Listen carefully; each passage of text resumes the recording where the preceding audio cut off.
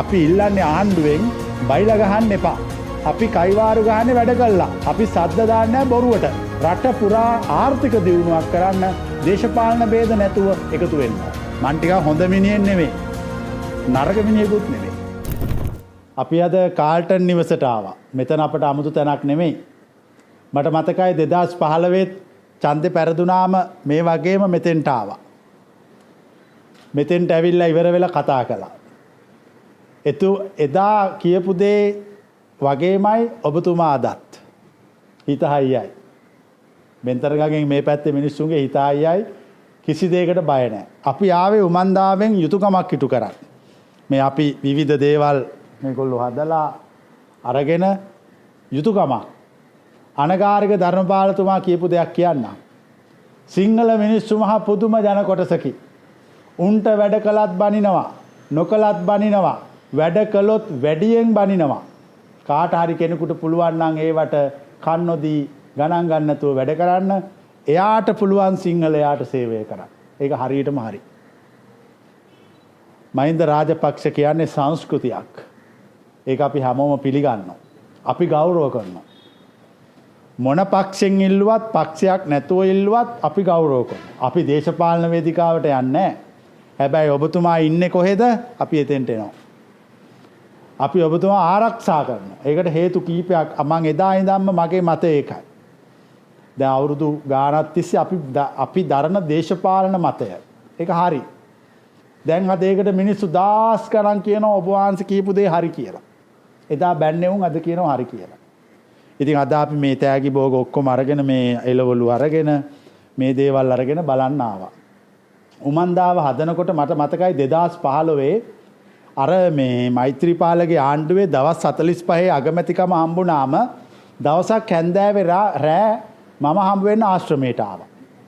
ආශ්‍රමයට ආහම මම පැමිණිල්ලක් ඉදිරිපත් කළා. ඒ පැමිණිල්ල තමයි මේ ආණ්ඩුව ඒ කාලේ තිබිච්ච ආණ්ඩුව අපට කිසිම සහයෝගයක් දෙන්නේ නැහැ කියලා. මට මතකයි ඒ කාලේ කුසිකර්ම ඇමතිකාරී කවුරු හරි හිටියර දයාගමගේ කියන මිනිහා පුවප්පැල ටිකක් ඉල්ලුවාම දුන්නේ නැහැ.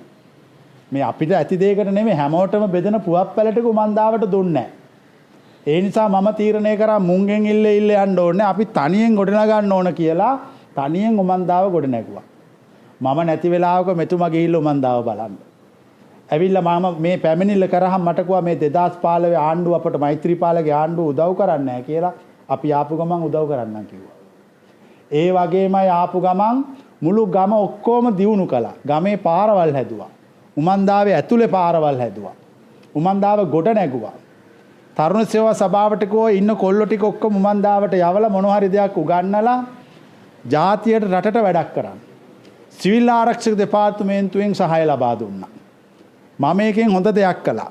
මම ඉල්ලගත්ත අර යාපනයේ හද්ද පිටිසර ඉන්න යුද්ධයට ගියපු LTT එකට සම්බන්ධයි මං කෝ උමන්දාවට එවන්න. අපි ඒගොල්ලන්ගේ බිඳිච්ච හිත් හදමු. අපිත් එක දුරස් වෙලා ඉන්නේ යුද්ධ කළා ගහගෙන බෝම්බ කෑලි ඇඟ හැම තැනම අපි ගෙනල්ලා මේ මිනිස්සු හොඳ මිනිස්සු කළා. පහුගිය දවසක මේ ඔක්කොම මිනිස්සු ටික යවන්න කිව්වා. ඒ මිනිස්සු අඬ ගියේ ගෙවල් වල. අඬ ගියේ අපිට උමන්දාවට යන්න දෙන්නේ නැහැ, අපිට වැඩ කරන්න දෙන්නේ නැහැ කියලා. ඒ කියන්නේ ඔබතුමාලා රනිල් ජනාධිපතිතුමාලා මේ අපි ගොඩ නැගුවානේ. අපි මේ ජාතියට සේවය කළේ. අපි මේව ගෙදර ගෙනියන්නේ නැද්ද වෙන එකක්වත්. අර හදපු ප්‍රතිමා, අර හදපු ගොඩ නැගිලි ඒවා අපි නැති කාලෙක මේ ජාතියට අයිති වෙන්නේ. ඒකටනේ අපි කරේ. ඒ මිනිස්සු දෙමළ මිනිස්සු අඬ ගියා. උමන්දාවට එන්න එපා කිව්වා කියලා. ඒක තමයි මේ ආණ්ඩුව කරපු වැරද්ද. ඊට පස්සේ අපි පොලිසියත් එක්ක එකතු කරගෙන ලොකු ව්‍යාපෘතියක් ගොඩ නැගුවා. දැන් රටේ අයිස් හැමතැනම කුඩු. පාසල් ළමුන්ගේ ඉඳලා හැමෝම ඇබ්බැහි වෙනවා. මට ඕන වුණා මේ කට්ටිය ගෙනල්ලා පුනරුත්ථාපනය කරන්න. ඒක මට තනියෙන් කරන්න බෑ. අවදානම්. මම කිව්වා පොලිසියට සහයෝගය දෙන්න. අපි මේ කොල්ලෝ ටික ගෙනල්ලා මේ මත්ද්‍රව්‍ය වලට ඇබ්බැහි වෙච්ච මිනිස්සුන්ට මොනවා හරි දෙයක් උගන්වමු. මේගොල්ලෝ ගොඩ දාමු. අපි ඒක පටන් අරන් කරන් ගියා. ඒකත් නැවැත්තුවා. ඊට පස්සේ අපේ මේෂන් වැඩ කරපු බාසුන් නැහැලා හිටියා. ඒ බාසුන් නැහැලා සිමෙන්ති අනානෙන්දිද්දි අරගෙන ගිහිල්ලා සිමෙන්ති කොට්ටයක් නැති පන්සල් වලට දැම්මා. මේ වගේ මහා නිකන් කිසි පිළිවෙලක් නැති මජර වැඩ ටිකක් කළා. ඇත්තටම අපි විශාල ව්‍යාපෘතියක් කරන්න ගියා. දැන් අපි රටේ විවිධ පළාත්වල මේ උමන්දාවේ මොඩල් එකේ ශාස්ත්‍රීයත්වය තමයි මේ තියෙන්නේ. මේ අපි ගොඩනගපු ශාස්ත්‍රීයත්වය. මිහිඳුමාරහතන් වහන්සේ ඉන්දියාවේ ඉඳලා ලංකාවට ඇවිල්ලා මේක තමයි කළේ ශාස්ත්‍රීයත්වය. ශාස්ත්‍රීයත්වයේ ගොඩ නැගුවා. ඒ ගොඩනගමු නිසා තමයි උන්වහන්සේ පූජනීයත්වයට පත් උනේ. ඉතින් අපිත් ඒ ශාස්ත්‍රීයත්වයේ ගොඩ නැගුවා. ඊට පස්සේ අපි කරගෙන ගිය වැඩ නවත්තන්න විවිධ උපක්‍රම යෙදුවා. දැන් අපේ කුස්සිකර්මයට දීපු 4 දෙනෙක් විතරයි ඉන්නේ. මම මේක මුලින් දැනගෙන මම මේකට වැඩ පිළිලක් හදලා මම ඔක්කොම මිනිස්සු මේ ගැන දැනුවත් කළා.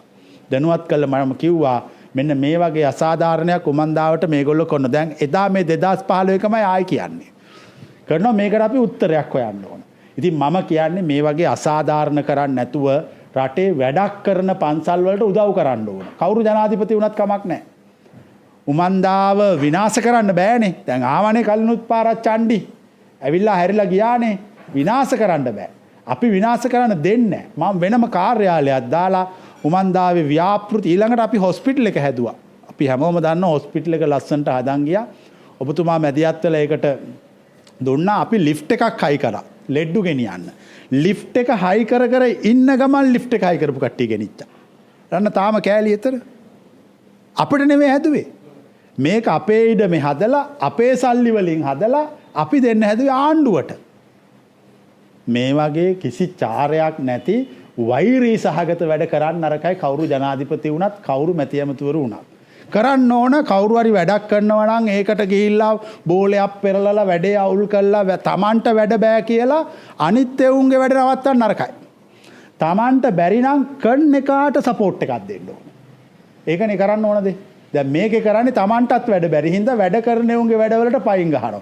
මම දාවට එන දහස් ලක්ෂ සංඛ්‍යාත මිනිස්සු දැනුවත් කරන්න වෙනම කාර්යාලයක් ඇරියා. ඇරලා මං කිව්වා එන හැමෝටම මේ කරපු අසාධාරණේ ගැන දැනුවත් කරන්න ඕන. අද ඔබතුමා දැනුවත් කරන්න යාවේ. මොකද මේවා වැරදි වැඩ. රටක් හැදෙන්නේ නැහැ. දැන් මේවා විනාශ කළාම මේ කන්න නැති වෙනවා. මේ ශාස්ත්‍රීයත්වයේ බිඳ වැටෙනවා. අපේ හිතහයිය හින්දා ඕනේකට ලෑස්ති.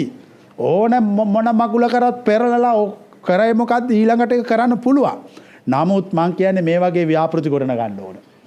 දුටුගැමුණු රජුරෝ ඊට පස්සේ අපේ ඉතිහාසයේ කියනකොට 6 වෙනි පරාක්‍රමබාහු රජුරෝ ලංකාවේ එක්සේ සත් කරපු. ඊට පස්සේ අපිට කියන්න වෙන්නේ ඔබතුමා ගැන. මේ අවුරුදු 2000ක විතර ලිව්වම ඔබතුමා ලොකු පරිච්ඡේදයක්.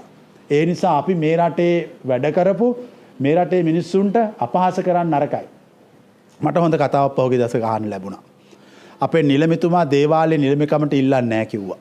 මං කතා කරලා ඇහුවා ඇයි කියලා. හොඳ උත්තරයක් දුන්නා. මේ જાතියට වැඩියෙන් වැඩ කළොත් මුන් හොරා කියලා හංවඩු ගහනවා කිව්වා. හරියට හරි. පිළිකා රෝහල් සංකීර්ණ මුළු කතරගම නගරයේම හැදුවා.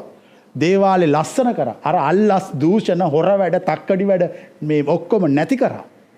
ඒ හොඳ මිනිස්සු අපි අතෑරලා දාලා යනවා. මේවා වෙන්න දෙන්න එපා.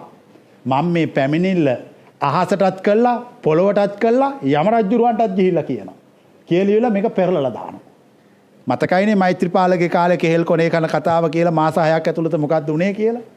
ඒ නිසා අපි කියන්නේ ආණ්ඩුවට මේ ව්‍යාපෘති නවත්තන්න එපා.